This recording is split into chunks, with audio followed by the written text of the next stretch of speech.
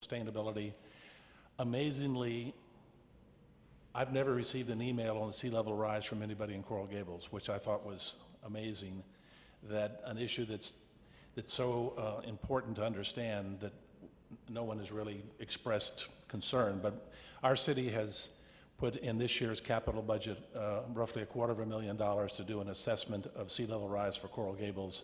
I think several other cities might be doing it as well, but we want to start the dialogue and greater understanding among our citizens as to sea level rise, the implications for Coral Gables, the implications for the country.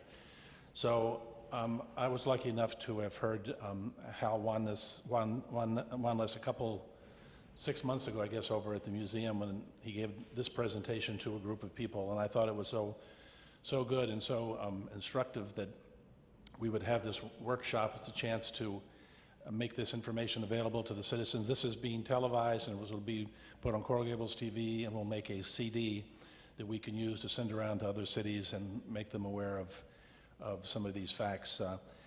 So by way of introduction, Hal is a professor and chair of the Department of Geological Sciences at the University of Miami. He got his BA in geology at Princeton, an MS in marine geology at the School of Marine and Atmospheric Science at the University of Miami, and a PhD in earth and planetary sciences at Johns Hopkins. And his master's thesis was documenting the evolution of sedimentary environments in Biscayne Bay as rising sea level flooded the bay over the last 6,000 years. And he's the co-chair of the Science Committee of the Miami-Dade County Climate Change Advisory Task Force and works with the South Florida Regional Planning Council to provide the science background for and the projections of sea level rise for the coming century. Hal, thanks. Thank you very much. And thank you all for coming. Thank you very much. My wonderful fiance Lynn is handing out a handout that I want those of you here to have. And it has illustrations, but you can read it later because we're going to see all this up on the screen. And I'm supposed to be using this. Thank you all for coming. And what I want to do today is I'll stand here. I hope that's okay. And I want to show you the reality of what we're headed for, because it's extremely disturbing. We have 3 freshmen from the University of Miami here. Raise your hands so they can all see you. And they realize, they realize the reality of what we're in for. And just think, they're around 20 now. They will be working till they're about 80, so they will be working most of the way, well, you know, we used to retire at 70, but they will be seeing almost everything in our projection during their working life. And so if you understand this, you will better prepare for it, and you will better, as a present student, be able to prepare to make a real influence on making our planet Earth something that we can survive on, because the way we're headed right now, I'm not so sure we will. The first thing you must understand about this term global warming is that it's absolutely real. As Ben Kirkman at the Marine School says, it's unequivocal. This is certain that we are warming the planet, humans are warming the planet, the atmosphere is warming, and the ocean is warming. And this is an amazing diagram, because the sun's radiation comes in at a short wavelength, bounces off the Earth's surface at a longer wavelength, and then gets caught by these greenhouse gases, carbon dioxide, methane, nitrous oxide. And as it warms, we also get more water. But that warmed atmosphere almost immediately transfers its heat to the ocean. And if we just look back from 1960 and look at the heating of the land and the ice and all the other things, it's a little bit. And we could talk about the warming atmosphere, but this is the buildup of heat in the ocean. That's where it's going. And remember from high school physics, it is the heat capacity of water that's phenomenal. Take in and hold heat. And that's what we're seeing, and that's what makes global warming, climate change, irreversible for generations and some centuries, okay?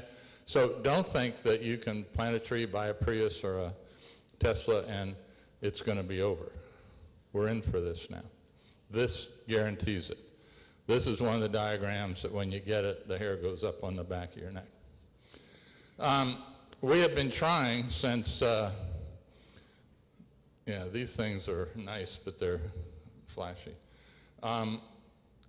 We have been trying to record the history of sea level rise, and this is from the UN's Intergovernmental Panel on Climate Change in their 4th report, and it goes from about 1870 up to about 2010, and you can see that there was, and we see this on our tide gauge here, that about 1930, the rate of sea level rise kicked up. We were really starting to expand our use with our growing world population of fossil fuels.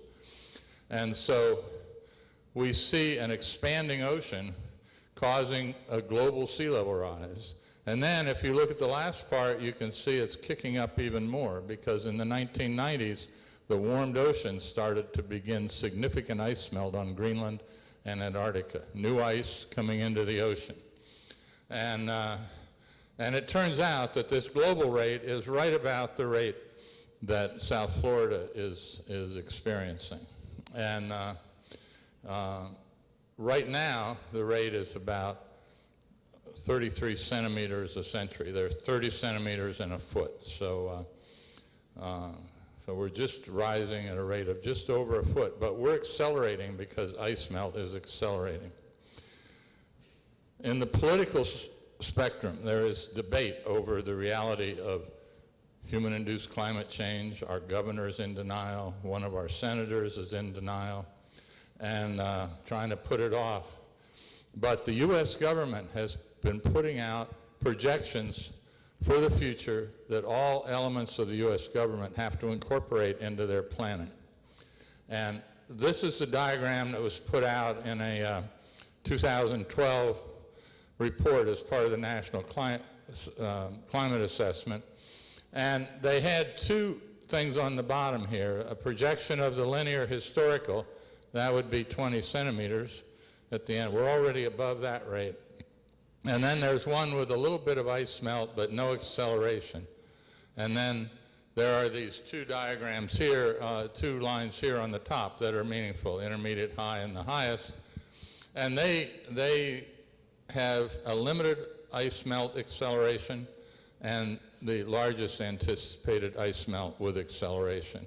And they end up having a global sea level rise, which is the same as South Florida's basically, of about 4.1 feet to about 6.6 feet by the end of the century. These are based on models that, as I will show you, do not include many of the accelerating feedbacks that we're seeing in the ice melt on Greenland, on Antarctica, and in the Arctic Ocean with the floating pack ice. So I would say that this is probably what we must be planning for, and it may be higher, and I'll show you that. But this is the present with accelerating ice melt. These are the present forecasts, and this could be 2 feet by 2048, 3 feet by 2065. 2 feet could be barely a mortgage cycle away. 3 feet is 50 years away. Here's South Florida with LiDAR maps, and you can see today the darker colors are low, and high elevations are the red colors, which are just our coastal ridge here. Now, you can see Miami Beach, which is having problems during the king tides right now. Key Biscayne, Virginia Key, the northern Florida Keys, Elliott Key, Key Largo, Turkey Point Nuclear Power Plant with the cooling canals, Homestead area up to Miami. And this is 2 feet. We're going to start to have wetness on the backside. Many places, as you go inland, you go up. Here, as you go inland, we go over the ridge and into the Everglades, which is very low. So you can see with 2 feet rise, we're starting to lose our wetlands. Turkey Point becomes an island out in the middle of this new combined Biscayne Bay, Florida Bay. You start to see what we refer to as the Miami River Valley at 4 feet later this century start to be reclaimed by water. That used to be the Everglades till we, in the 20s, we blasted a waterfall, a rock dam there that created a waterfall from the Everglades in the Miami River. We cut canals. The water levels in the Everglades lowered by some 7 feet. And then we could build things like Miami International Airport right here. And, well, you can see, Miami International Airport is built in the Everglades. It will be reclaimed by rising water. By the late part of this century, here's plus 6 feet, and it's a real problem now. So at that point for South Florida. And so much of our western Miami-Dade industrial sites are compromised by 4 feet. If you look at Broward briefly, you see that they don't have so much of the protective coastal ridge that we do, and so by 4 feet, the whole county is basically compromised, except for the northern part. The ridge reactivates there and is quite high. And as this happens, we're going to start by losing our freshwater resources. Our 3 sewage treatment plants are incredibly low and vulnerable vulnerable to storm surge too, which is something that they're not really built to protect from.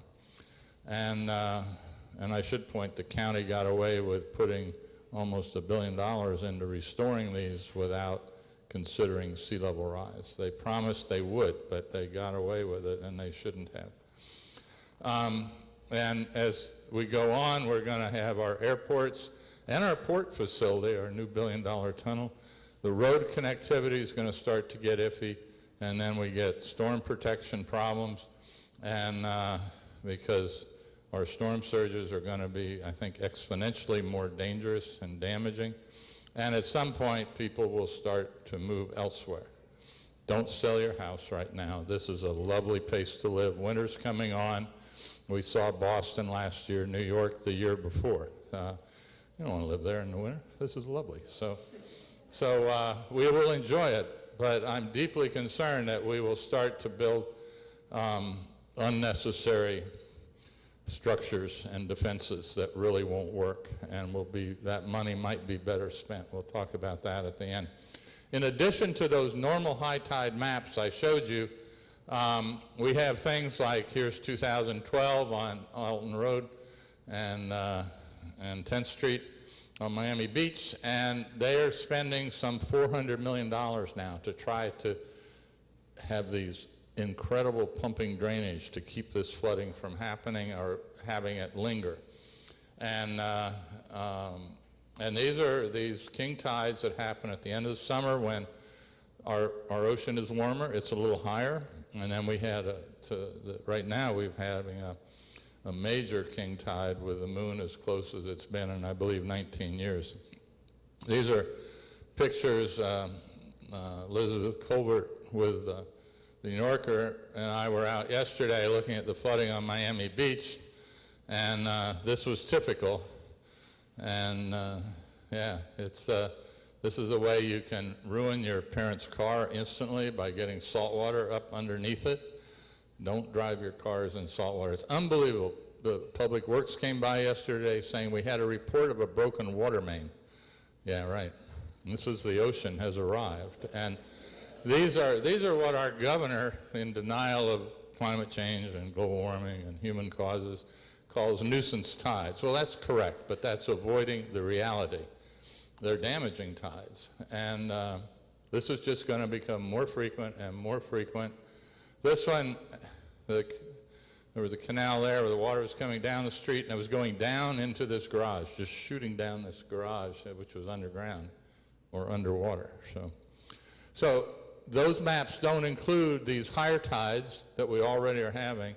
And as you look at increased sea level, you have to consider storm surge. This is the Boulevard Peninsula, just east of Galveston, a barrier island that was hit by Category 2 Hurricane Ike in 2008. And there are two disturbing things about this.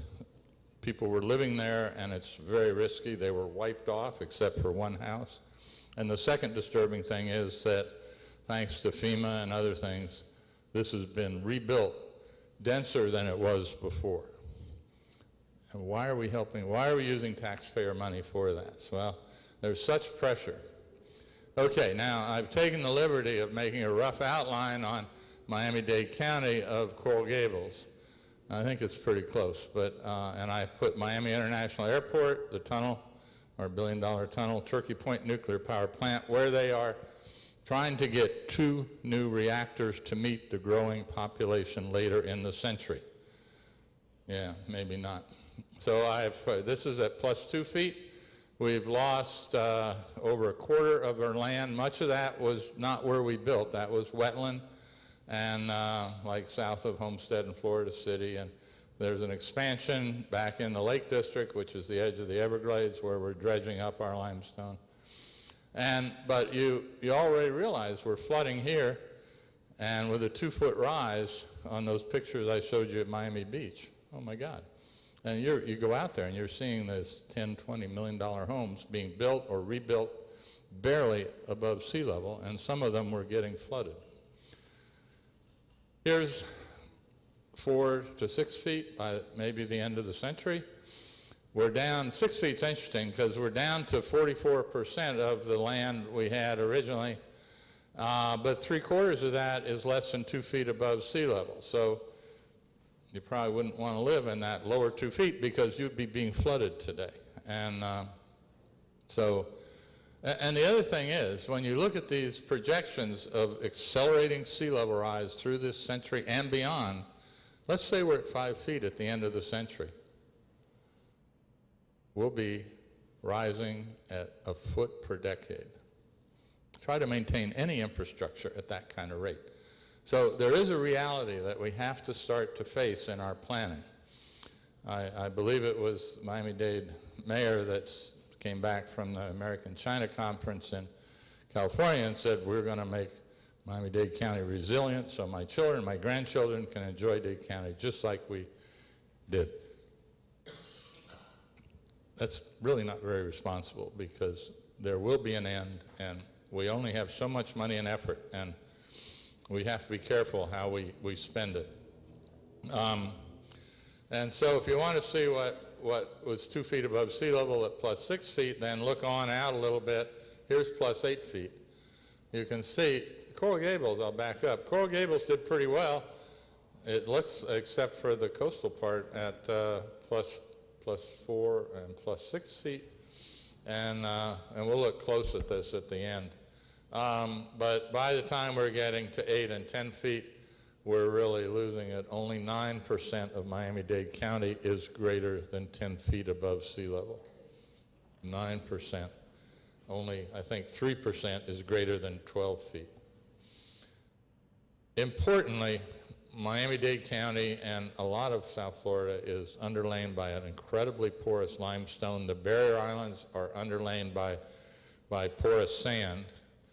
And we can build all the levees and dikes we want. They might keep out a brief storm surge, but they will not keep out an inundation. You would be spending unbelievable amounts on pumps to try to do that, and when they failed, you'd have these catastrophic things, and you'd be putting out huge amounts of energy trying to do that. The projections I have shown you are based on models, and they do not include many of the accelerating feedbacks we're seeing for ice melt. The models are getting the trends right, but they're not getting the rates. Michael Mann is one of our leading climatologists in the United States and the world. He produced something called the hockey stick graph that showed northern hemisphere was cooling for the last 1,000 years until the Industrial Revolution, and then we started warming dramatically. And that's been one of the most scrutinized pieces of science by the deniers, because you have to destroy it or it's real. And it's been looked at again and again and again, and he's been through a lot with harassment and so on. But recently he said, and I highly respect him, he said sea ice decline, that's the floating ice in the Arctic, is decades ahead of when models predicted. Melting of polar ice sheets may occur more rapidly than models predicted. We could see disastrous consequences of climate change far sooner than models predicted. Now this is important because he's a modeler, and many modelers hide behind their models. But that's very, very important. Let me just help you understand that sea level, there's nothing special about where sea level is today. If we went back to the last interglacial, the last warm period between ice ages, about 124 to about 114,000 years ago, sea level was up to 20 feet above present level. South Florida, or Florida, looked like this. South Florida was a sand shoal that we now live on, this oolite ridge. The Florida Keys were a living reef. And then we worked our way into an ice age, and the coldest part was about 18,000 years ago. Chicago was under a mile of ice. The ice sheet came down to southern Illinois. And all that water on land is ice. Sea level was about 420 feet lower, and our continental shelves were completely exposed. The most instructive thing is, how did we go from this low stand in the ice age to where we are today? You would think it would just be a gradual increasing curve as the ice melted and then a slowdown. It was not. And this is what many of us have been studying. It was a series of rapid pulses of rise of 1 to maybe 10 meters within a century. That is 3 to 30 some feet within a century. And then a still stand, and all across our continental shelves are old barrier islands, old beach deposits, reefs, coastal mudflats and marshes, tidal inlet delta complexes that are reflection of where sea level stood for quite a while, and then they're just abandoned. And you can understand, if we gradually rose sea level over a beach faster than it could keep building, it would be eroded and shifted landward, and that happens. But all through this sea level rise, as one ice sheet sector after another collapsed, we'd see this pulse of rise and a pause. And we see this all the way up. My students and I have been focusing on the inshore, the nearshore areas in South Florida and the Bahamas on this, and that's where it's happening too. That's very important to understand, because the models don't think that way. They're saying, oh, we'll have a gradual rise and it'll be picking up. A lot of the models want the big rises to start next century, so we don't have to worry about it. I don't think so. And many people that have a broad perspective of how Earth works don't think so. And so, because of what I just showed you, that sea level rise out of the last glacial period was a series of rapid pulses and then pauses. As climate warmed and ice sheet sectors rapidly disintegrated, that must be our guide for our consideration of the future. And these models must be considered as a minimum. This is a very important graph. I know there are a bunch of graphs in this presentation, but this goes back to 400,000 years ago, and it looks at the CO2 levels in the atmosphere, which we get out of the air bubbles in the ice sheets, drilling into Greenland, and more importantly in Antarctica, because there's a thick, longer record. And here you can see the last 400,000 years, sea level, CO2 up, CO2 down. And you see sea level tracks this quite well. And it's interesting, because with CO2, this is our level pre-industrial. We were at about 280 parts per million. In the coldest part of the ice age, we were about 180 parts per million, so that we increased CO2 about 100 parts per million. That promoted warming of our atmosphere that resulted in this sea level rise from minus 420 feet to where it is today. And then when CO2 levels were here, 120,000 years ago or so, we had sea level up about 20 feet above present level. What we have done since the beginning of the Industrial Revolution is raise sea level not another 100 parts per million, but about 123 parts per million. And what would you expect the response of sea level to be? Nothing? I mean, this is huge experiment we've done, and we're going to get to see the result. You know, it takes a little time. We're warming the ocean now, but what would you expect? It's going to be real, and it's going to be serious. And to deny this is to really have your head in the sand. Okay? And from my perspective and most other scientists, the reinforcing, the accelerating feedbacks we're seeing in ice are rapidly accelerating ice melt, and therefore they are accelerating sea level rise. We will continue warming the ocean through this century until we stop putting greenhouse gases in. By the way, climate scientists say if we stop today burning fossil fuels, the atmosphere would keep warming for about 30 years because of what's in there. It hasn't reached an equilibrium. And we still have this warmed ocean to deal with. And that's a huge, huge problem. So we're in for an accelerating sea level rise, and as far as I can see, from our human perspective for this century and into the next, this is basically inevitable, unstoppable, and faster than we are presently modeling it as. And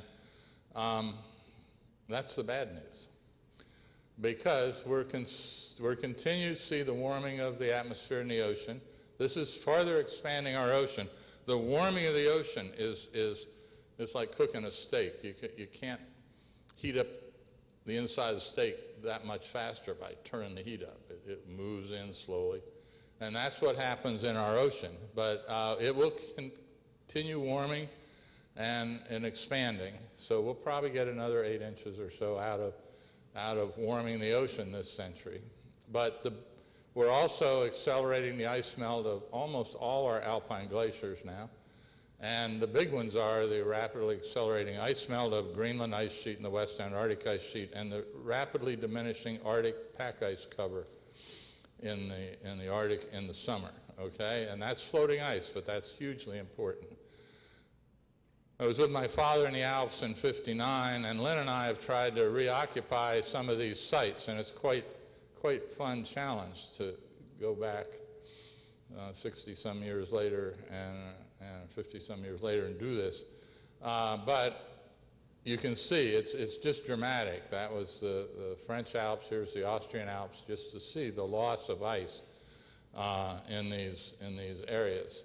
But we've spent a lot of time in Greenland because this is unbelievable. And this is an unbelievable picture because it has Lynn in it, but it's unbelievable because last year this was covered by the ice sheet. And so this is brand new ground. The mineral exploration people are going nuts up here because there's all this new area to look at. But this is the edge of the ice sheet, and it's retreating at that rate. It's phenomenal. And it's from both the warming atmosphere in Greenland and the warming ocean. But if we look at the atmosphere warming, the ice sheet gets up to over 10,000 feet in elevation, over 3,000 meters. This line is the 2,000 meter elevation. That's well over 6,000 feet. And the salmon color shows you that where the melt was extending in the summer from the warming atmosphere in 1992. By 2005, it had moved up to the top of the red. This is for a few days or a week or so every summer. And in 2012, we were flying over from Iceland to Ilulissat in Greenland, which is right here on the west coast, about halfway up, a little bit above the Arctic Circle. And it was unbelievable because we were looking out to the south, and it was all glistening. And that was because we were at the end of a 2-week period of melt where 98% of this ice sheet, even the areas above 10,000 feet, were melting. This was unanticipated, but it's a warming world and changing circulation of the atmosphere and the ocean and so on. So I highly recommend you visit the Arctic. There's a lovely four-star hotel there, the Arctic Hotel. It's very comfortable. Take along some money for a helicopter or a fixed wing and get over it. Because it's one of the most beautiful places on Earth, and it's also very, very disturbing when you go there. Lynn and I would be delighted to take your commissioners and yourself, Mr. Mayor, Antarctica to show you, because this really changes your perspective when you see what's going on. Because the surface of the ice sheet for over 100 miles on is a series of rivers and lakes. These rivers are not trivial. They're quite dramatic rivers, and these rivers are flowing down into sinkholes, as we would call them, okay?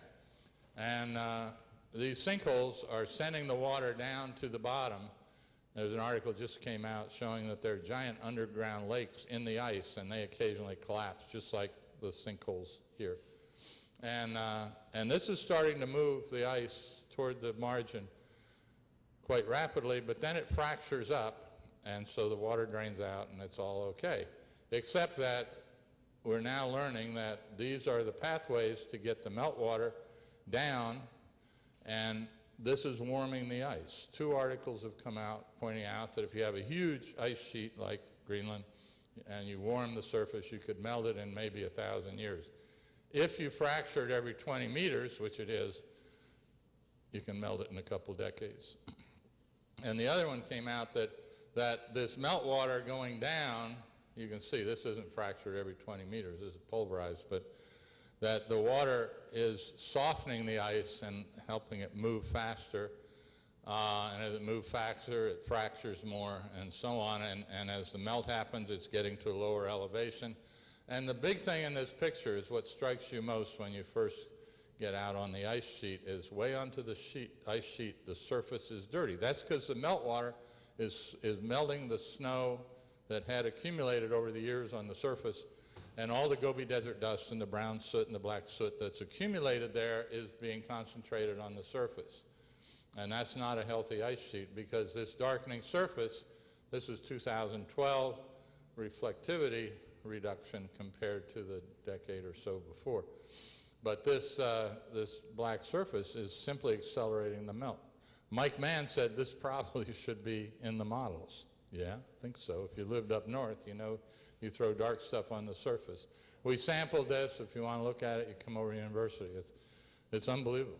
And that's one of the important things. The surface is very important, but the big story on Greenland and Antarctica is that the warmed ocean water is getting in along the coast and going in the outlet glaciers deep under the ice sheets. And in Greenland, it first came up on the east coast, and then later in this the first decade of the century, it started coming up on the west coast. And this is getting in the outlet glaciers. It's even up in these on the very north part now.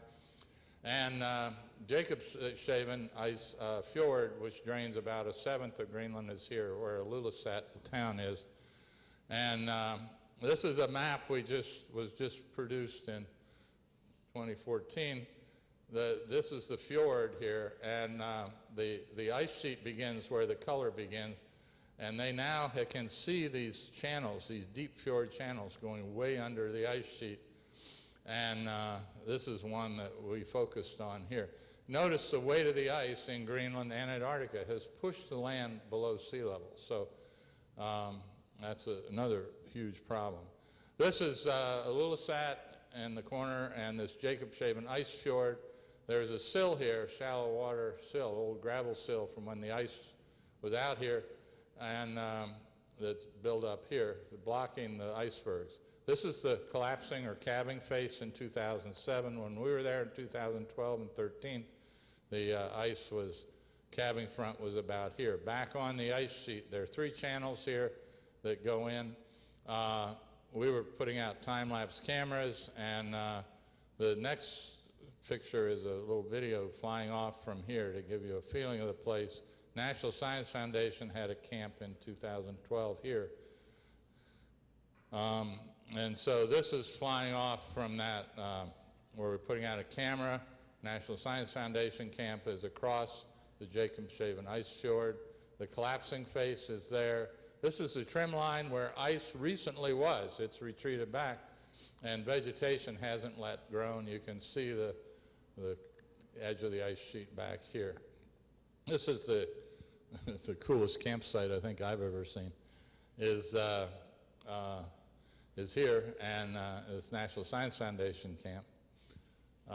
You can see about 100-meter high calving front there, and all the gadgets they had to try to look at the velocities going.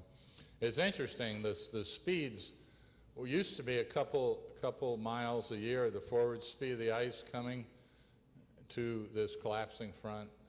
When we were there in 2012, it was 3 to 4 collapses a day. There was about 80-meter forward motion a day of the ice to the collapsing front. This summer, over a 4-day period, out of this channel here, I'll show you in a minute, 5 miles of ice came in 4 days. All this is new ice adding to the ocean, adding to our rate of sea level rise. This is the acceleration we're deeply concerned about. These calving events are quite dramatic. Right behind the calving front, the ice is very fractured up and so on, but the pressure is just holding it in place. And then one of these calving events takes about 20 minutes, and that's in feet, if you like meters, here it is, but only about 1/7 of the ice is above sea level, and so that's just going in, and it's unbelievable how fast that pushes along. We flew up this in a fixed wing, up this channel for about 80 miles onto the ice sheet, and it was unbelievable, because warm water was getting in underneath this, warm, salty water, which is denser than cold, fresh water, was getting in underneath, and the channel was about over 500 feet lower than the surrounding ice sheet, unbelievably fractured up, and therefore rapidly moving. And so this is what we're in for now. I went there because I give a lot of talks, and I wanted to understand this. This is the ocean edge of the ice fjord, and you can see this is about where this shallow gravel sill is, and these big icebergs get hung on it. We took a boat out. Here's a cross section. You can see the warm, 3 or 4 degrees Celsius, not very warm, but not swimming water, but it can do a powerful lot of melting. It's going in under the ice sheet, and then the meltwater's coming out. And we went out here. You don't mess with icebergs, but when they're grounded, they say they're sort of safe. I don't know. This is one I have to push the button on for some reason to make it advance. And we went out. We had a metal boat out, but they said there's too much ice, it'll dent it. So we took a wooden boat out with metal around the edge. The captain was called Crazy Diver because he dives in this water. I had a 5-pound rock, not shown, that I put on a marked deep sea fishing line. I had a recording thermometer. I lowered this down to look at the temperature, but it was interesting. Down to about 600 feet, it was just hanging straight down. And then below that, I don't know if you can see it, all of a sudden the line just took about a 20-degree tilt into the fjord. I was down in where the water was going in, and the temperature warmed up from about 0 to about almost 3 degrees. So it was very real. It was an unbelievable thing. There were different fauna in the water. I collected samples. It was another incredible place to visit. And it's a wonderful place for tourism to visit. What we're seeing in Antarctica is the same thing. It's a little colder, so the ice melt on the surface isn't happening yet, but the temperatures are warming. The outlet glaciers, the Pine Island and the Thwaites Glacier here to the West Antarctic ice sheet are reaching back underneath, and just this year we got articles showing that in the East Antarctic ice sheet, the edge of that near the Toten glacial outlet, warm water is getting 100 miles in under here. This is all bad because there's an unlimited source of warm water.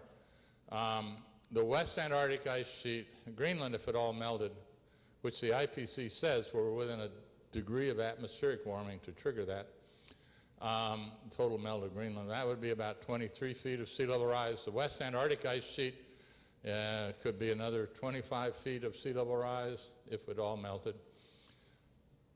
The East Antarctic ice sheet's much bigger, so that one is a huge problem to see that coming online. This one has been studied since about 2009 or 8 or 9, and you're seeing it really, really thinning and speeding up, and thinning at quite dramatic rates. This is a cross section I made to illustrate the edge of the ice as it comes out used to be jammed against either rock or gravel sills, and the ice would slowly come out and fall into the ocean, and it would snow, and there was sort of a balance. But then as we get this warm water coming in, it starts to melt the ice, and we're seeing now that these areas are 25 to 100 miles inland from the edge where they used to be, and rapidly melting. You may have noticed last July or August with the peak into winter in Antarctica, articles came out saying we have more pack ice, more floating ice around Antarctica than ever before on record. And again, the deniers would say, well, global warming's over, look. Then 2 weeks later or so, it came out what was the obvious answer, that there was so much meltwater coming out that there was an area, the sea level was about 8 inches higher around Antarctica because it was this huge amount of fresh water, which floats higher than seawater, like an iceberg. And that's why, it's easier to freeze fresh water than seawater. So that was, rather than showing that climate change, global warming was over, that was showing, oh my God, we're getting unbelievable amounts of meltwater coming out. This is from a journal article of the Thwaites Glacier, just their diagram. So you can see you're going in, that's about 40 miles in, that's kilometers, and you can see how the bottom, because of the way the ice is dropping away inland. The melting, by the way, or the thinning of the ice is not just by melting, because once it becomes detached from the bottom, then you have this dynamic thinning, which is like a stack of books that all of a sudden splays out on the table, right? Just like it all sort of calves together. And that's dynamic thinning, and that's a very rapid way to detach thick ice from the bottom as it pulls away and thins and send more ice to the ocean. You can notice in this, here's sea level, so though this is ice, this is underwater, all this buildup of ice is as it melts, is new ice into the ocean, most of it, okay? This is a great picture here because this is taking the ice off Antarctica, and you can see how deeply these areas that we're concerned about have been pushed below sea level. So there's no like land block to keep this warm water from going further in, both over here and over on the East Antarctic ice sheet and on the West Antarctic ice sheet. So that's very disturbing. Jim Hansen, who's our leading climate modeler and climate scientist, gave a talk in the early 80s to Congress saying where we would be in 2000. We were right there. He's always a bit extreme, but he's always right. So when he speaks, you got to listen carefully. And he wrote an article in 2007 and said we might have 5 meters of rise by the end of this century. That's 16, 17 feet. And all the climate modelers, sea level modelers, sort of were nipping at his ankles, saying, no, it'll be limited by this, it'll be limited by that, to 2 meters or 1 meter.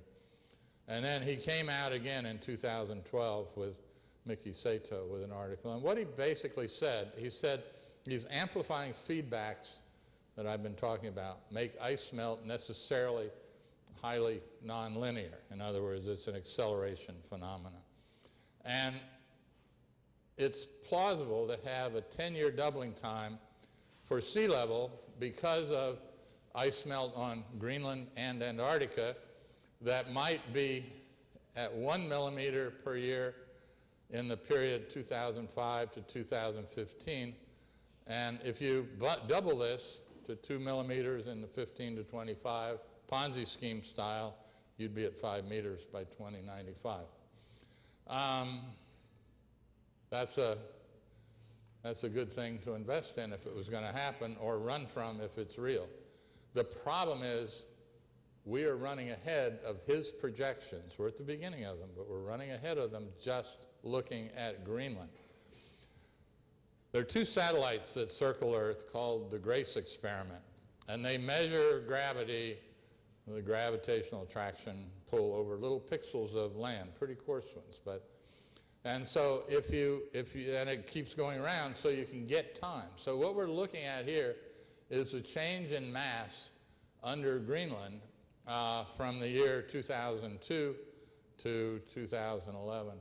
And you can see there's a loss of mass in the summer when it melts, a buildup in the winter, loss of mass. And you can see that from 2002 to 2011, we're losing mass on Greenland quite dramatically.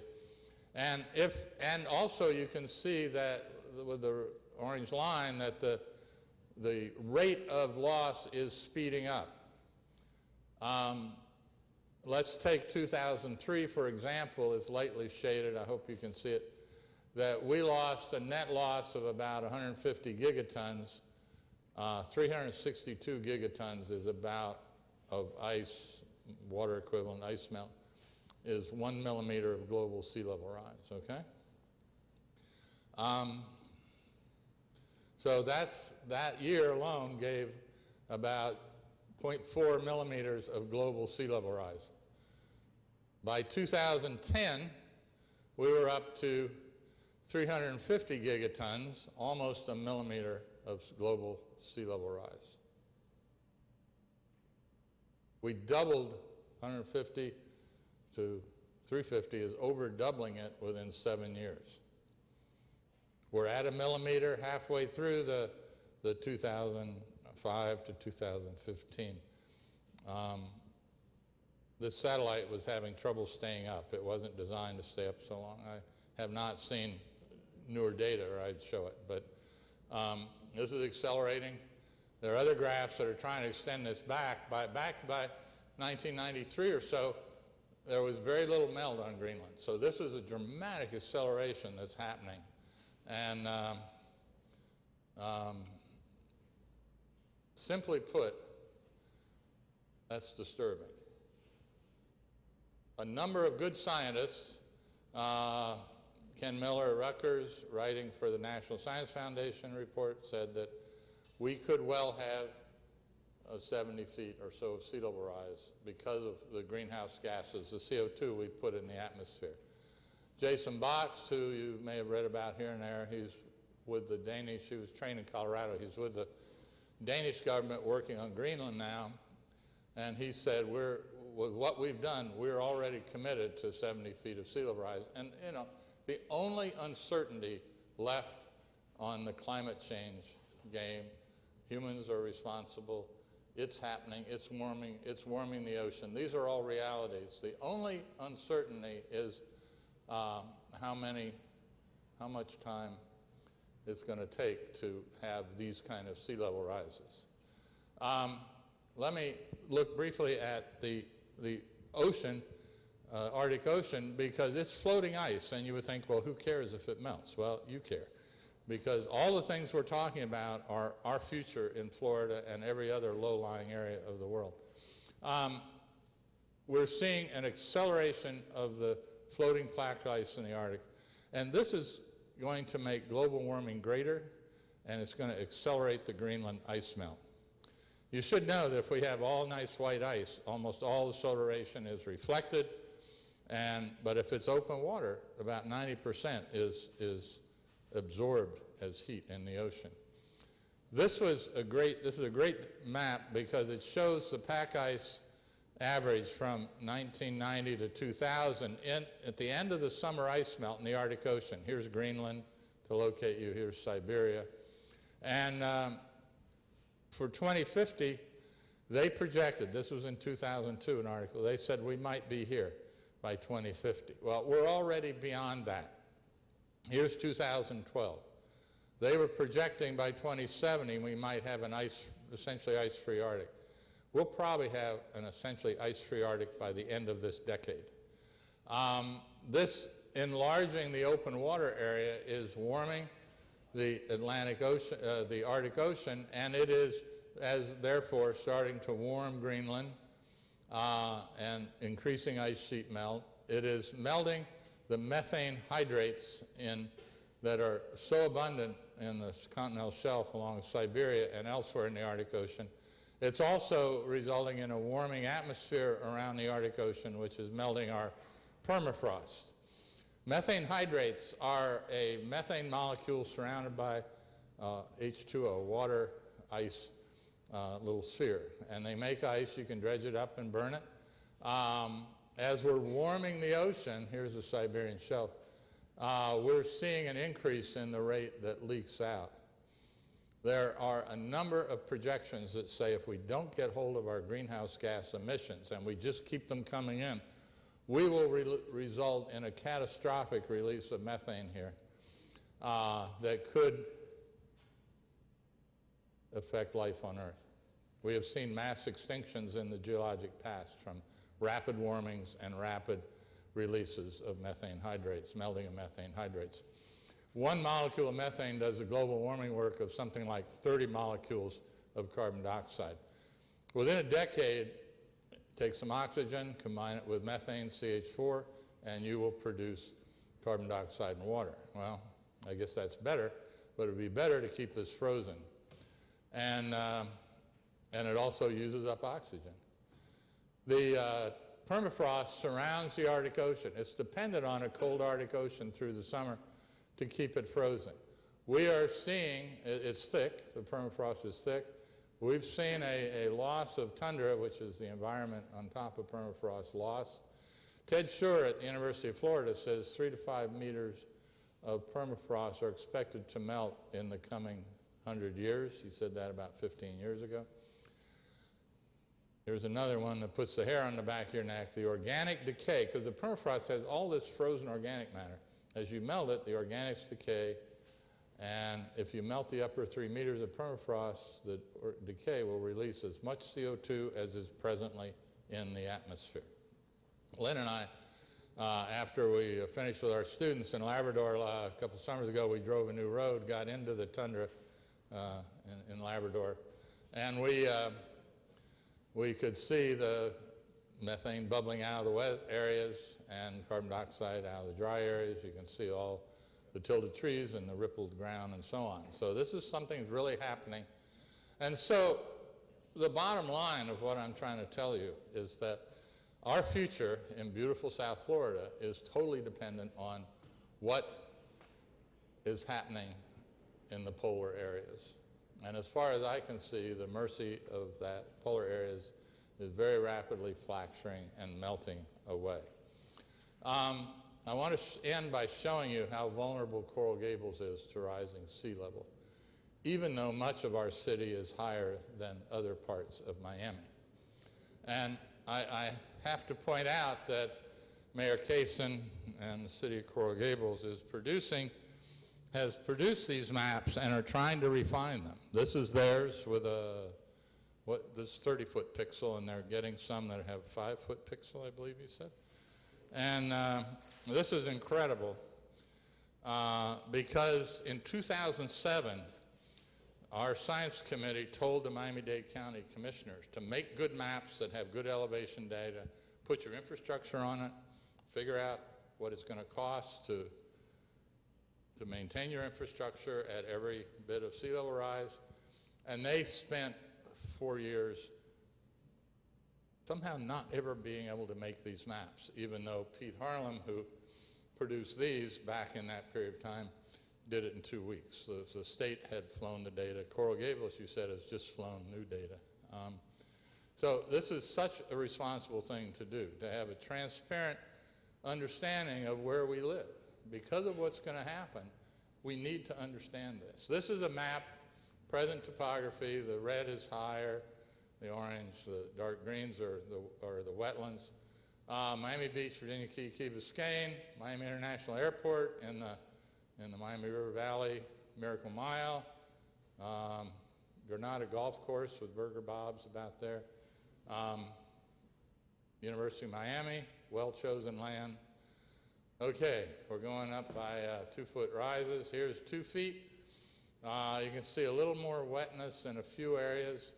The wetlands are gone. The filled areas that we have developed in the southeastern part of Coral Gables are a problem. You can see Miami Beach is going to be a real problem. Just add 2 feet to the things I was showing you earlier in the talk to realize what they're in for. Here's our central sewage treatment plant. Here's our airport, 4 feet. Oh no, not 4 feet. This is the Granada Golf Course, looking from Burger Bob's. They're just redoing it. There's a little dark spot here that, to my understanding, is only about 4 feet above normal high water. And so that's right there. And here we are at 4 feet, and you can see these at normal high water show a wetness.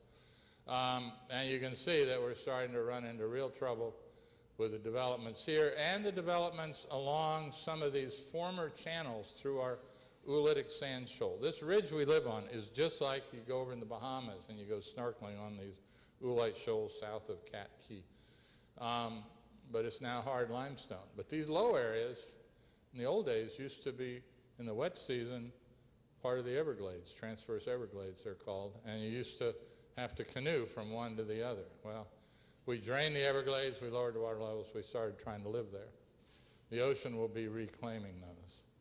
Here we are at 6 feet by the end of the century.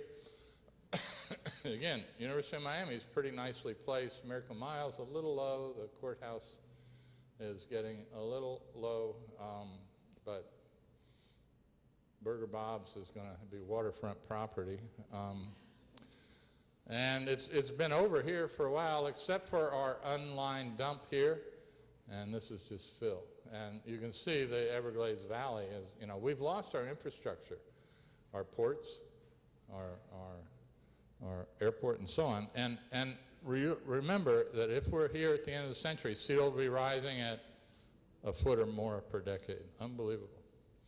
And here's 8 feet and 10 feet. So you realize, we have, if what I have showed you is correct, that we are headed on a one-way trip at some rate, probably at least 6 feet by the end of the century, you realize we have to urgently do planning and so on. Let me show you quickly the rest of Miami-Dade on the left and Broward County on the right. I've left Coral Gables on. MIA, Fort Lauderdale Airport, Turkey Point are also noted. 1 foot, we lose our wetlands, and we have a real problem with Turkey Point's cooling facilities. By 2 feet, we will have a big problem with freshwater resources. By 3 feet, we start to see the western part of both counties becoming a seriously problem. Miami Beach, where I have to say a lot of our friends are moving on from there. It's become, some of them have built up their land on their property 2 feet, and now they're moving on. They say, I don't need this anymore. So there it is. 4 feet, 5 feet, 6 feet, the end of the century, 7. Here's what the lack of a coastal ridge means. It's unbelievable. That's Fort Lauderdale downtown. Unbelievable. This is a blue-collar neighborhood to the north of 595. That's probably the best land in the southern 2/3 of the county. 8 feet, 9 feet, and 10 feet. We live in an unbelievably beautiful place that I cherish. I think everybody here cherishes living. And we'll live here as long as we can, but wow. In your handout, and I don't want to take the time to dwell on them here, but I talk about what we must be doing. Maybe I should just, can I spend a minute on this, Mayor? Sure. What cities and counties must aggressively and transparently be planning for their future is is integrating these elevation maps that I've just showed you, and I've just showed you that the city is starting to produce, and storm surge projection maps and flood risk maps and infrastructure elevation maps to determine the timing, costs, and economic feasibility of maintaining a functional infrastructure, viable insurance, and maintaining human health and safety. And we need to, Mayor Cason suggested every 6 inches would be a good thing to look, because that's not trivial when you're right near sea level. And with these, you can do intelligent planning to determine what areas and infrastructures are currently at unacceptable risk, and at what thresholds and costs infrastructure will need to be modified to maintain functionality and acceptable risks. They will also, when you add the economics and the risks to it, you will find out at what point you can't afford to or don't want to have the risk to the population of trying to maintain the infrastructure. And things will become clear. You know, we have to understand the reality, and I've tried to show you that today. I cannot tell you if we're going to be at 4 feet or 20 feet at the end of the century. As my suggestion is we'll be at 10 to 30 feet. I think ice melt is going to really spin out of control. But if you start planning for 6.6 feet, you'll be ready if it's only 4.1 feet, and you'll be ready to act if it's 10 feet, because you're going to be looking at every 6 inches or foot of sea level rise, what you have to do to maintain it, and what's the economics. My suggestions, which are purely mine, we should terminate long-term infrastructure-intensive development on barrier islands and the lower coastlines. Right now we have 230 new condominium project buildings under development in Miami-Dade County. Just drive around, look at all the cranes. It's crazy. None of those, to my knowledge, have anything to do with planning for sea level rise, with concrete that's being used, elevation, anything. Maintaining the infrastructure for them. We should divert public money from hard and soft shore protection measures and to funds to be used, and people shake their head when I say this, for relocation assistance. This is what Governors Cuomo and Christie tried to do after Sandy. Take the lowest areas, the most vulnerable, and turn them into public property, buy your land, and help you move on. It's going to happen. At some point, we have to make sure we haven't wasted all our money on meaningless defenses. We should be thinking about maintaining the resilience of our people and our businesses. And we should be, this is never talked about, cleaning low-lying polluted lands before inundation. Otherwise, we're leaving our children and our grandchildren a polluted shallow marine environment for them to enjoy. Wow. And we should be removing storm-damaged infrastructure. That's an overwhelming problem when you look at the maps I just showed you. We should be do two things here, establishing firm sea level rise thresholds for termination of infrastructure services because of economics or sea level rise and our porous substrate, and for permission to rebuild following storm destruction. These become obvious when you look at the future and the infrastructure costs. We should be working with insurance companies rather than being blindsided, so that there is a transparent, staged sea level rise thresholds where we'll have staged insurance withdrawal from sectors of the community. And there's no reason that can't be a cooperative public-private agreement. Otherwise, we're going to be blindsided and become, I can't think of the word, but South Florida Okies heading out on the road hoping somebody will take us in, because our retirement money, our future money was in our home. We can't sell it. We're nothing. The four-county compact, Mayor Cason mentioned, I believe, we're just finishing our sea level rise, upgrading our sea level rise projections. And by the way, they are for up to 6.6 feet. We're using the national projections. And they have some 1,200 action items to help ensure the stability of the affected individuals, businesses, and communities. We should be acting on those, and seriously acting. And we should do whatever legislation or enforcement is necessary to do these things. And the problem is we're never going to have a lot of progress on this until we demand elected officials that will move on this. And that's unbelievably important. And as you know, there are other interests that are putting unbelievable amounts of money into electing governors and people like that. And I don't think they're beholden to our health, welfare, and safety. They're beholden to those people. And how sad is that we have a democracy where the elected officials aren't serving us? We have to educate the electorate.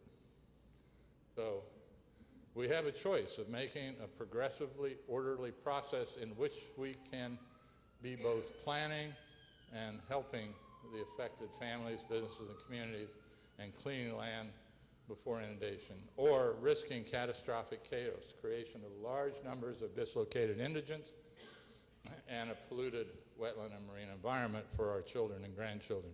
What we're seeing in Syria, what we're seeing in Yemen is the beginning of the climate crisis migration. Desertification has triggered that, and a lot of other things happen to make that go on. We're going to be seeing more and more of that through this century. It's not just going to be sea level rise, it's going to be that also. So the future for you young ones is a great opportunities to do meaningful things, because we've screwed it up pretty bad. I'm very disappointed when I hear leaders say that it's the Chinese. No. We're the ones that got this well underway. United States and Europe, per capita, we are still so much more effective at putting carbon into the atmosphere than China, and per capita. And this is our problem. The world is waiting for our lead. And unfortunately, it's starting to be, many other places are taking the lead. But this last year or two, with leaders like Mayor Cason, Mayor Phil Stoddard in South Miami, Mayor Cindy Lerner, and others have really taken a lead to do meaningful things. And so the choice is ours. Thank you very much.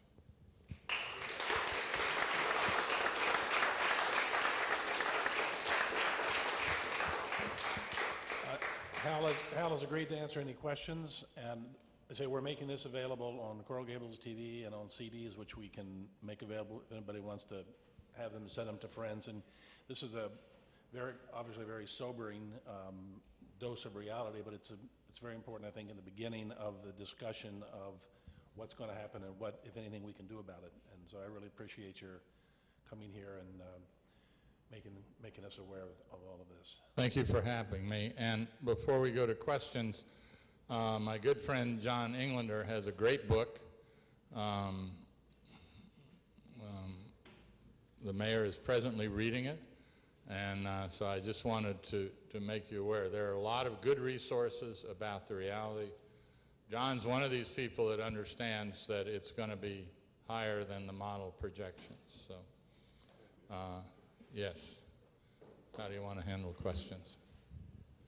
Yes, sir. You said that at 2 feet, the initial effects will be the problem with fresh water and also the sewage treatment plants. Well, But it's obviously at 2 feet, it's not going to just happen like that. So when do you really start noticing, and why are we being informed that it's going to start happening in 10 years, it's going to happen in 6 years? okay, the question is, how are we going to know when sea level is really picking up? I showed you a graph, first of all, that showed we were having about 1 millimeter a year from Greenland, and it was doubling every 7 years or so. And I gave this talk down at Miami-Dade, and the professor that invited me down, he emailed me. So we're only having about 1 millimeter from ice melt a year. Yeah. That doesn't sound like much till you play Ponzi scheme with it and double it and double it and double it, and all of a sudden you're in trouble way out of your depth in trouble. And so we're at the beginning of this. On the other hand, we had sea level rise pick up in the 30s. And we've had about a foot of sea level rise in South Florida since the 30s. We see that on our barrier islands. They're all destabilized. They're all overwashed more frequently than they used to be because they're lying lower in the water. We're seeing increased flooding, not just on Miami Beach, but out in Sweetwater and Hialeah and Opelika. Those places are going to be in trouble probably within the next 30 years. And people are still buying and selling with no realization, because the kind of high tide flooding, the nuisance flooding we're seeing on Miami Beach today is the beginning of what's going to become deeper and more frequent at a spot. And there's no way that's going to get better. Right now we're in an El Nino year. The easterly winds are supposed to ease during El Ninos, and the water sort of sloshes back to the other side of the Atlantic. And so our sea level goes down a little bit.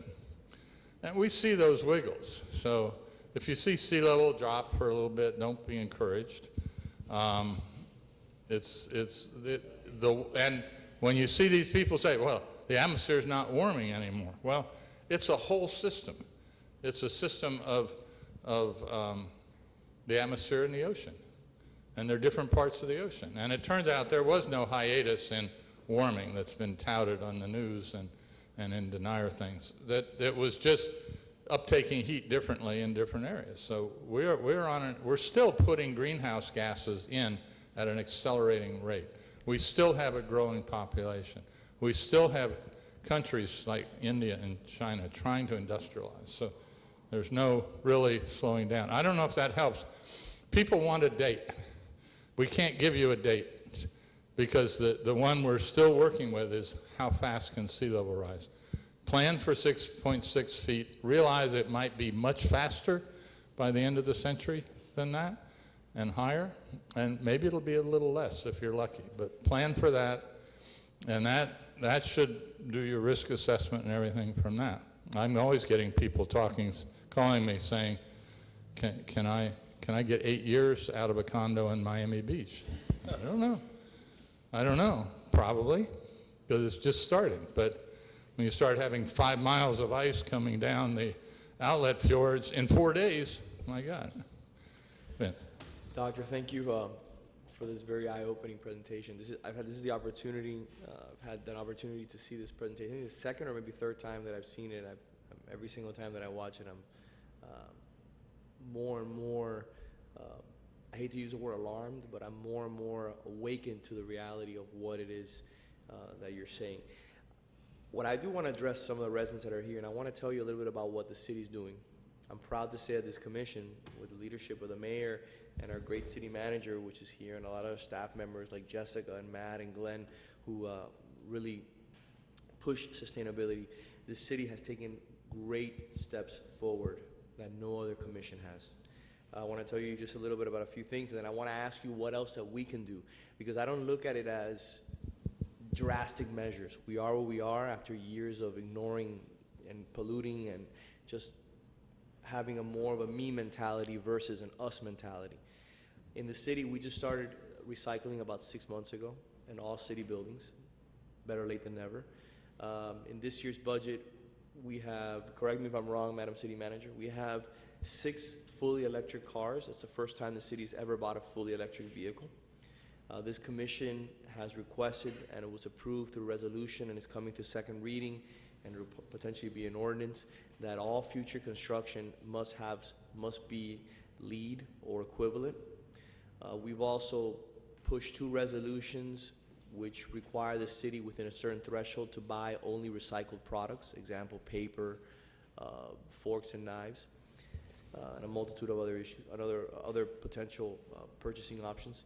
We've also, I'm in the process of presenting, maybe not in this following commission meeting if it's not done, but in the prior, an ordinance which is going to basically outlaw the purchase of styrofoam within the city. Other municipalities have done that. I think that's a great idea for the city to reduce waste and pollution. But we're taking necessary steps. I wish we would have done them years ago, but that's the past. Right now, we're concentrating on the future. My question is very simple to you. What can we do in our daily lives? I know what I do in reference to my own home. My neighbor who has the same footprint pays close to $500 a month in regards to electricity. My home is all LED lighting, has energy efficient, appliances, is insulated. What can we do as individuals in this community to do our part? I see several individuals here in this before us today who have electric vehicles, who are really pushing the mantra of sustainability. What do you view, if we all did our part, what could we do to maybe stem this issue? There's a whole bunch of answers to that. One of the last things I said alludes to that, and the things Coral Gables is starting to do are wonderful. There are two problems here. The bottom line is that we, as the people of the world, have to stop putting greenhouse gases in. We have to start getting them out. This is something Coral Gables can't do by ourselves, but we're one of the many vulnerable places that should be parts of groups absolutely demanding that we're doing that. And we can't do that until you elect the right people to demand that. I'm not criticizing any of the commissioners here. I'm just saying that the electorate has to understand the seriousness of this so that there's no question we have to do that. If I could just interject on that point, because this commission and all those items that we discuss, those resolutions and ordinances that we've brought before and have been approved, for example, all new construction will have some sort of LEED or equivalent accreditation. The issues of recycling, which have increased, and I know that our staff is here, they could probably tell you that we're recycling today more in the private sector and in the public sector, more than it ever has in the city. But I think this commission has accepted the fact that we have no other option. But what I'm trying to stress, and this is why I'm happy that the mayor put this together, and why I'm here, I know that some of my other colleagues would have been here, but they're out of town, is the fact that this is coming one way or another.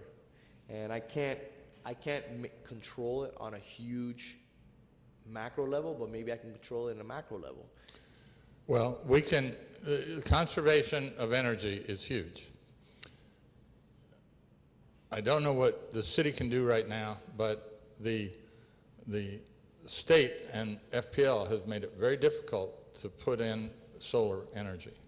And we should have, and we should allow solar energy on our roofs, period. May I interject just on that? Just a minute.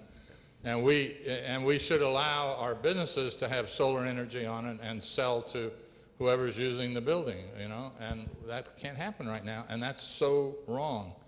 So the energy, whole energy question, and it's partly us not being wasteful, but it's partly us being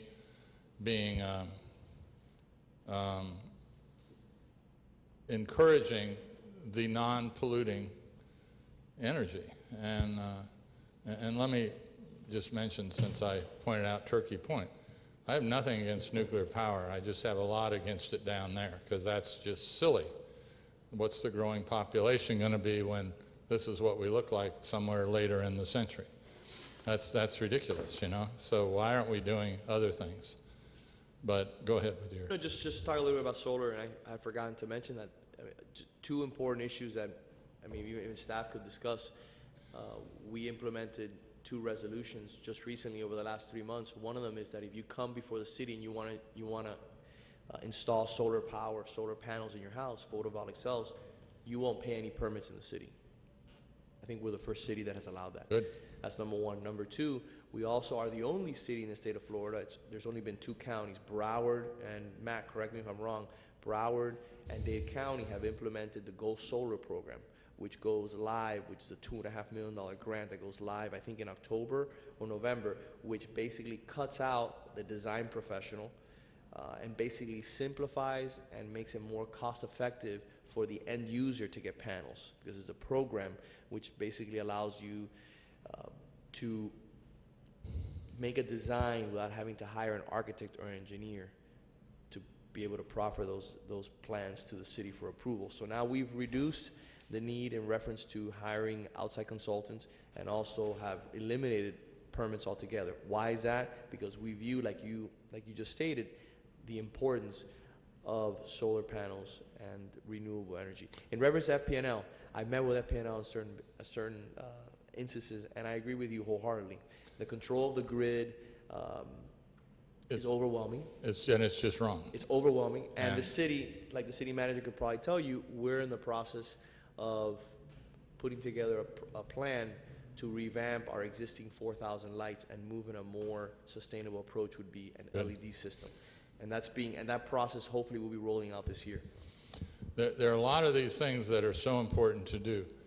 The things I just ended with in my talk were for a city unbelievably important, to be transparent about the reality of where you live and where your people live. The only purpose that I see of government is to maintain the health, welfare, and safety of its people and its businesses. Maybe you can add a few more, but and if you're not doing that, you're not doing it. And we've been fighting to get a transparent reality, especially with the county, of what our land is like.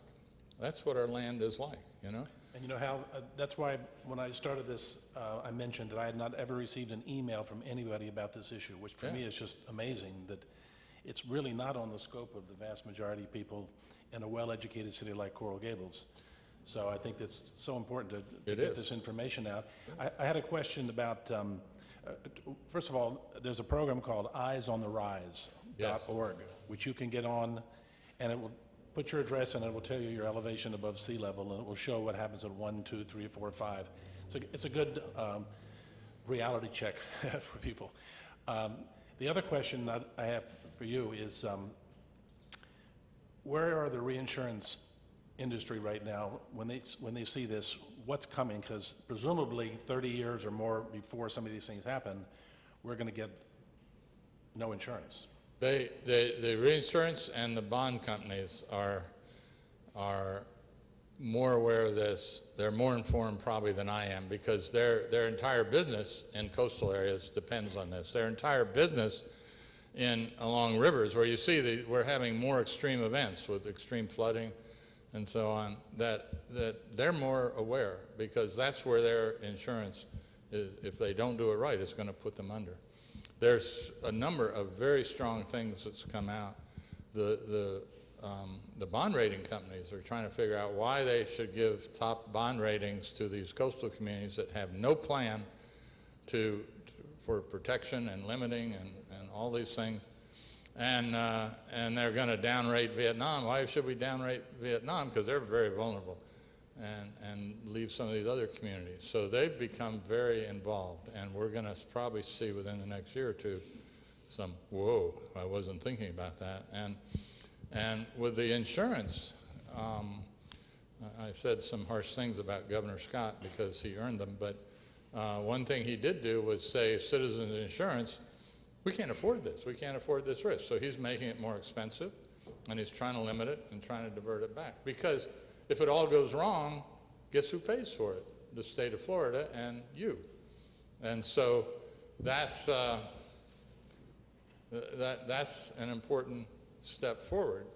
And the U.S. government tried to do that with FEMA, because it's in the red now, and they tried to make it all more expensive. And the president, the Congress, the senators all signed on to that, and then the homeowners started calling, look what's happened, how can you do that? So every one of them backed off. We have to have leaders that are going to stand firm.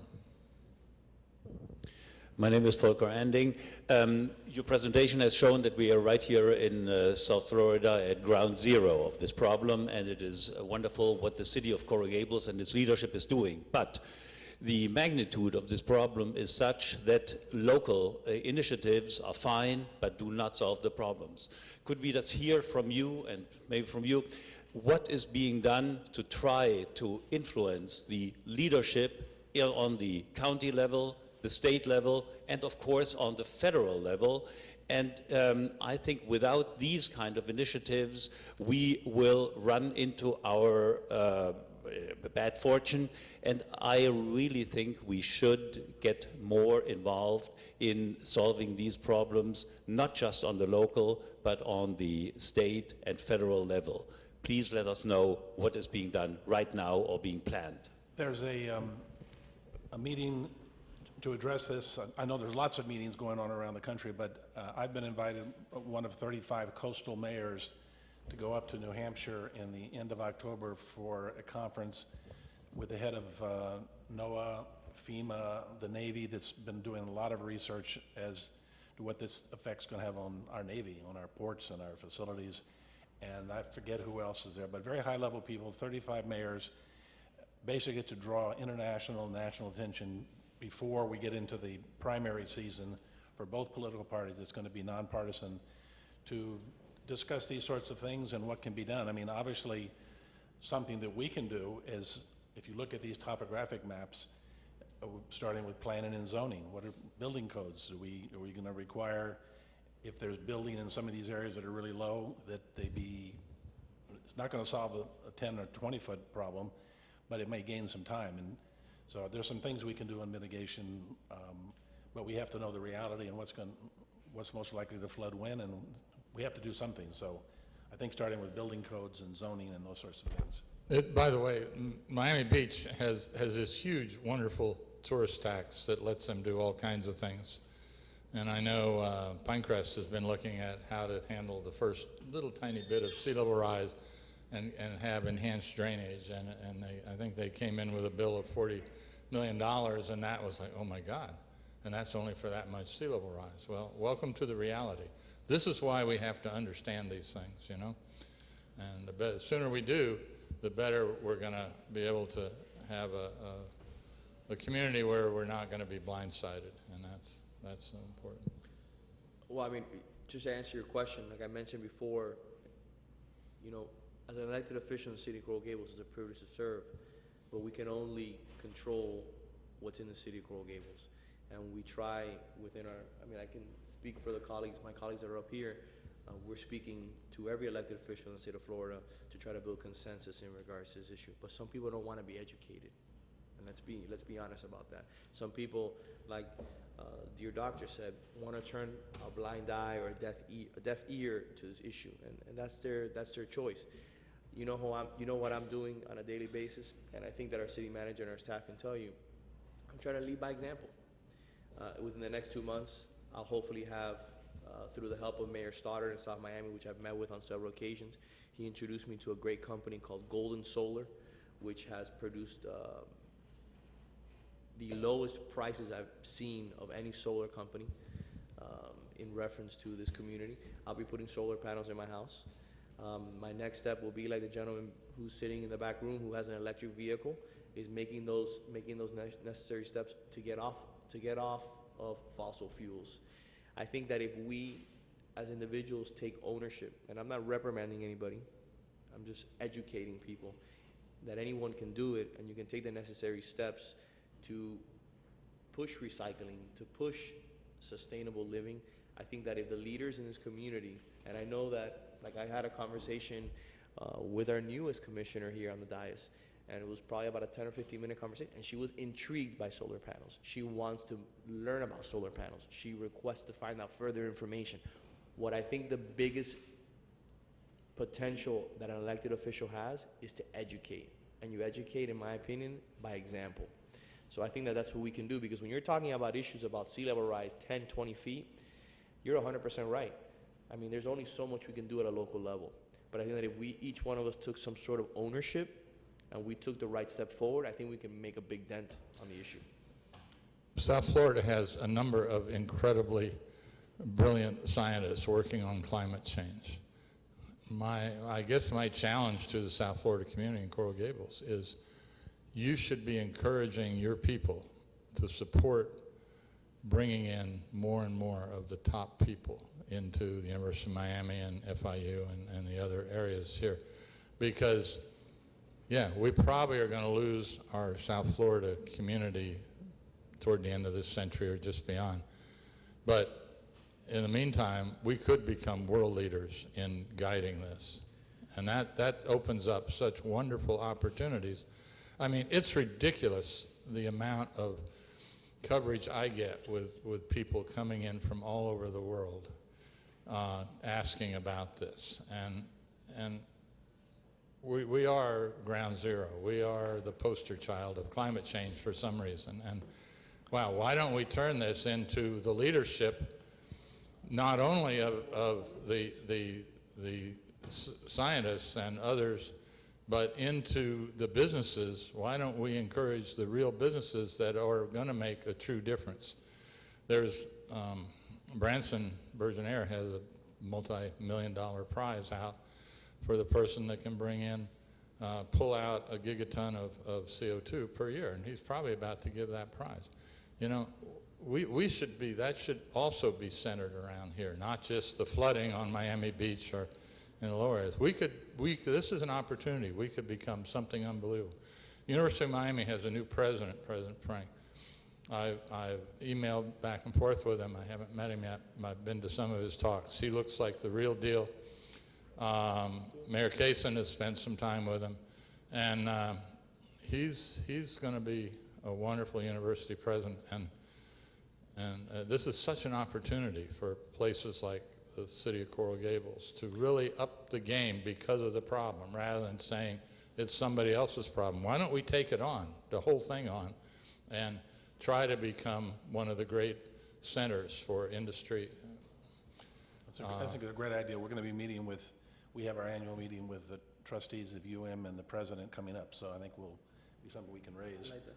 A lot of times people say, well, let's just build a wall. Would you explain why Amsterdam can't work here? And also, when is it that the freshwater aquifers will be, at what sea level rise will they become polluted? Two good points.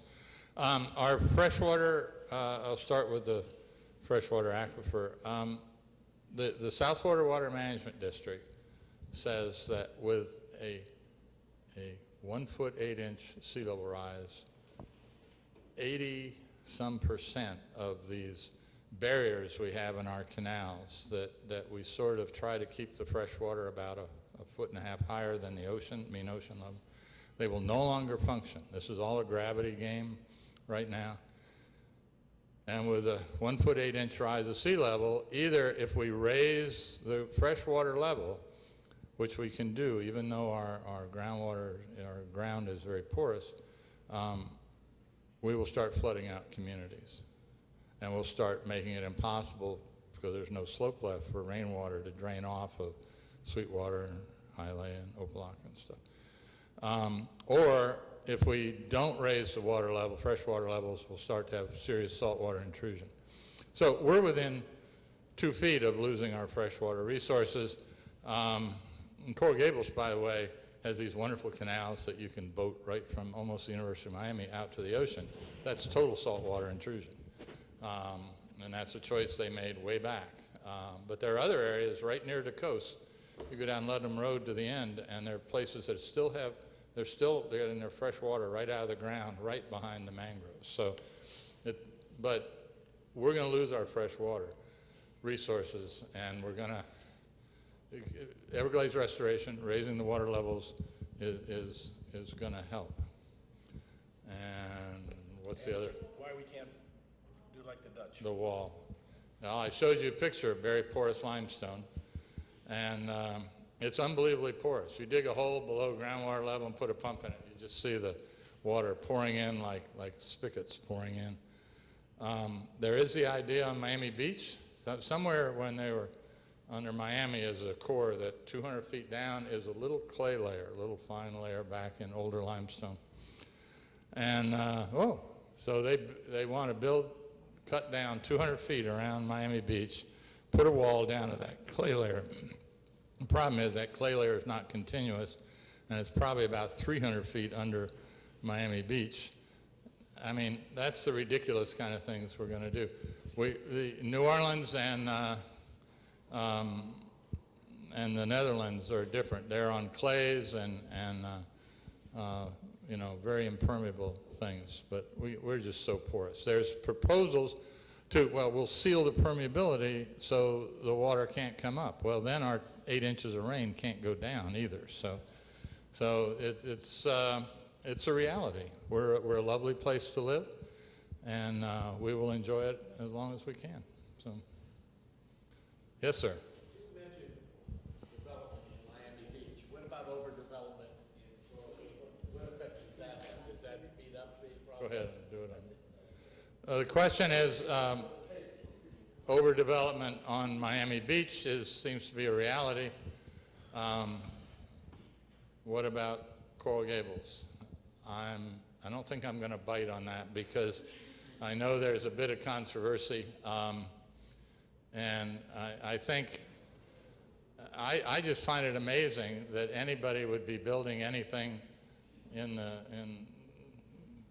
5 or even 8 feet of sea level that isn't designed to be inundated. I mean, the Florida Keys, we have things on stilts and stuff, and I don't know. We have Stiltsville down south of Key Biscayne, where, if we want to go that route, we could promote development that would be around. I don't know if you still want to live here, but so many of the designs for our future are silly. They're ones on Miami Beach, and they look like old fiefdoms they're just building these pinnacles up.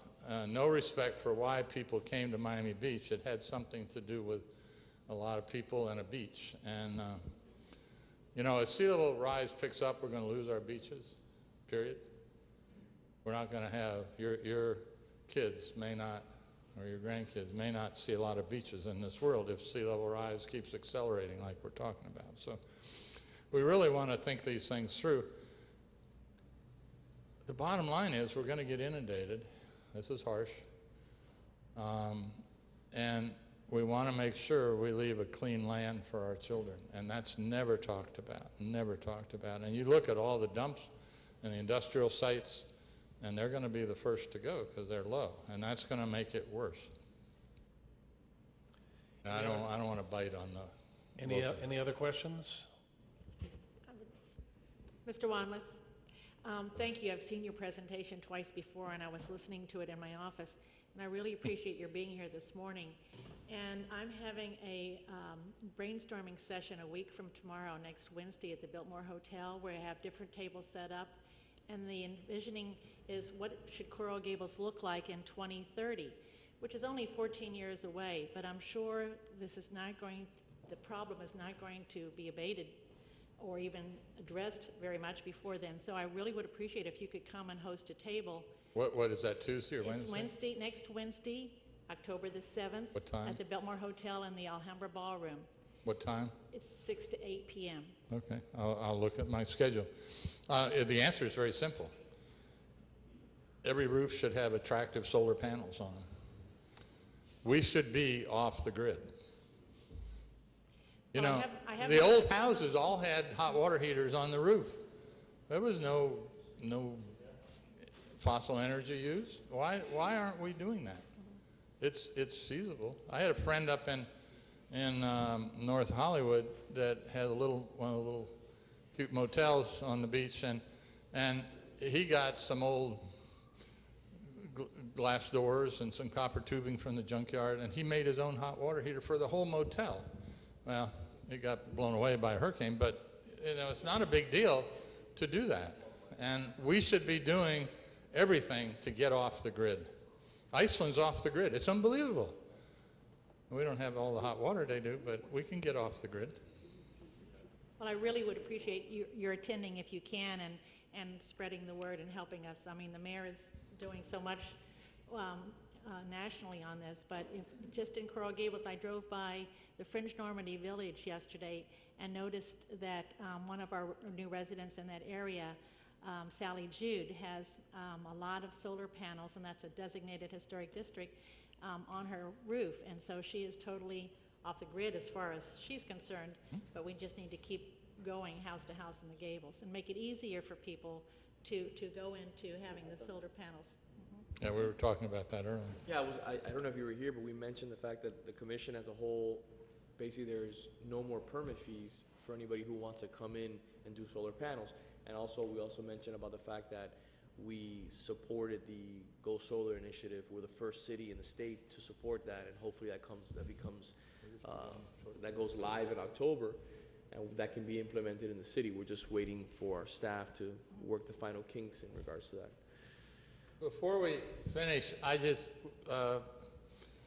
Elizabeth Colbert and I were out on Miami Beach yesterday, and I want to show you the flooding. This is hilarious.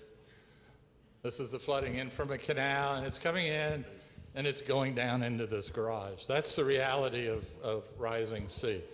Oh, Did you see the news this morning? How they were talking about how they have all the pumps in preparation for that special that special tide that's coming? That was it. That was it? It already came in? That was the pumps weren't doing much because once it goes over the seawall, the pumps can't work fast enough. Anyhow, and that sort of says, oh my God, you start thinking about more and more things. Well, Hal, thank you very much again. Thank you all for having me.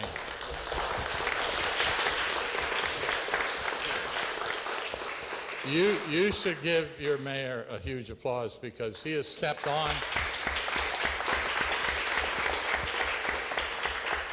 He's not only stepped on to the South Florida scene, he is stepping into the national scene to helping make a difference and an awareness of this. Thank you.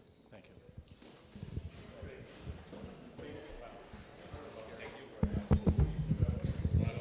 Good to see you.